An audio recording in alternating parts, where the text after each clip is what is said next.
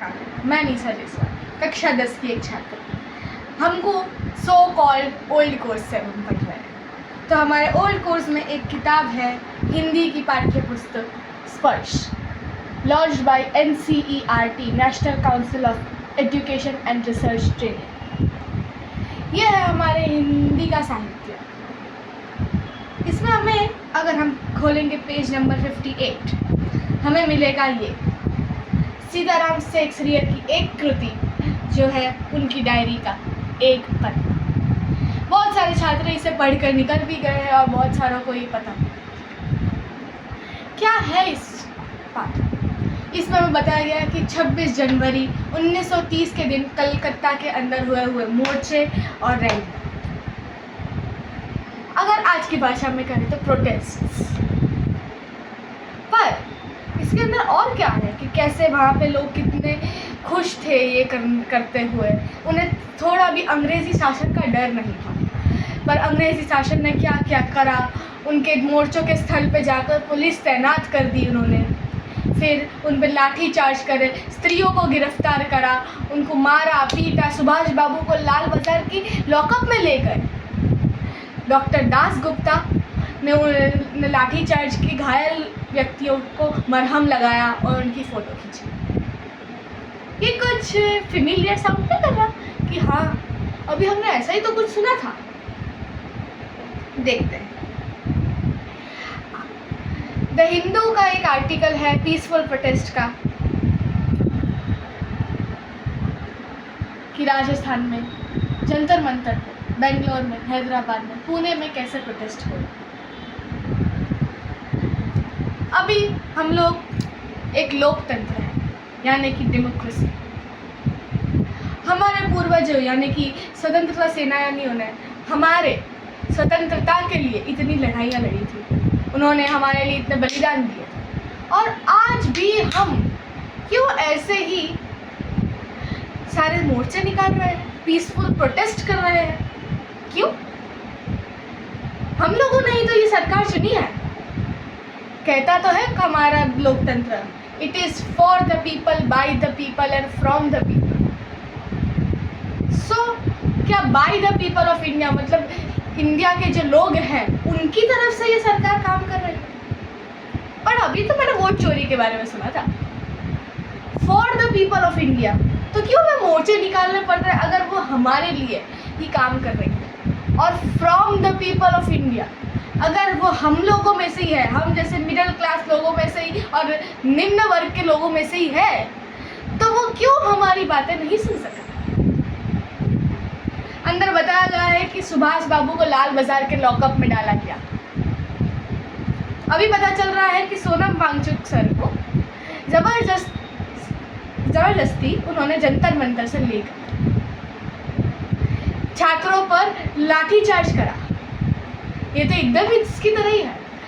जब जानकी देवी और वो सब आए तब उनको भी पता चला कि लोगों पे लाठीचार्ज करा गया है, महिला छात्रों पे लाठीचार्ज करा गया है। ये कैसा लोकतंत्र है हमारा? उस वक्त डॉक्टर दास गुप्ता ने सब पे मरहम लगाया और फोटो खींची सबूत के लिए। आज हम करते हैं लाइव स्ट्रीम्स, लाइव हम लोग इंस्टाग्राम पे, फेसबुक पे जाते हैं, पर हमें ये सब करने की ज़रूरत ही क्यों है? क्योंकि हम उस सरकार पर भरोसा नहीं करते जिसको हमने खुद चुना है। हम उस सरकार पर, हम उस लोकतंत्र पर विश्वास नहीं कर रहे जिसको हमारे पूर्वजों ने इतनी मेहनत से बनाया और उसको आज़ादी दिलाई है। अंग्रेजी शासन और हमारे प्रेजेंट डेमोक्रेसी में क्या अंतर रह गया है जब हमें दोनों में दब कर ही रहना है और हमें मोर्चे ही निकालने पड़ रहे हैं? जब वांगचुक सर को ले गए तो किसी ने कुछ बोला? मेरी वैन में बहुत सारे छात्र आते हैं, मैं खुद 10th में पढ़ती हूँ, राइट? उनको भी नहीं पता कि सोनम वांगचुक सर है कौन, उन्होंने करा क्या है। पर सबने मूवियाँ देखी है, 3 इडियट्स सबने देखी कि हाँ भाई इसमें मज़ा आई थी, इसमें नहीं आई थी। पर किसी पता भी है कि असली इंसान जो इंस्पिरेशन है वो है कौन?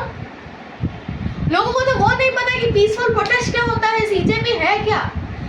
अगर हम हमारी जेनजीज में ही अवेयरनेस फैलाने का नहीं कर पा रहे तो हम लोग दूसरी जनरेशन्स पे क्या ही कर सकते हैं?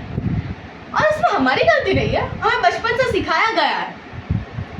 बच्चे, बूढ़े, हमारी खुद की टीचर, सरकारी स्कूल के टीचर्स, हमारे आजू बाजू में निकले हुए मोर्चे, बीजेपी की रैलियाँ, कांग्रेस की रैलियाँ, मैं किसी एक पार्टी का फेवर नहीं कर रही, सारे ऐसा ही है। किसी के अंदर एक पार्टी के लिए प्रेम है, दूसरी के लिए विरोध, एक के लिए प्रेम, दूसरी के लिए विरोध। उन्हें लॉजिक से कोई मतलब नहीं बनता कि भाई हाँ इस पार्टी ने कितना अच्छा किया, कितना खराब किया। हमारी डेमोक्रेटिक पॉलिटिक्स का chapter gender, caste and religion सबको याद रहता है कि हाँ रिलीजन के लिए लड़ो, कास्ट के लिए लड़ो, पर फेडरलिज्म और ह्यूमन राइट्स नहीं याद रहते कि human rights against exploitation, right to education.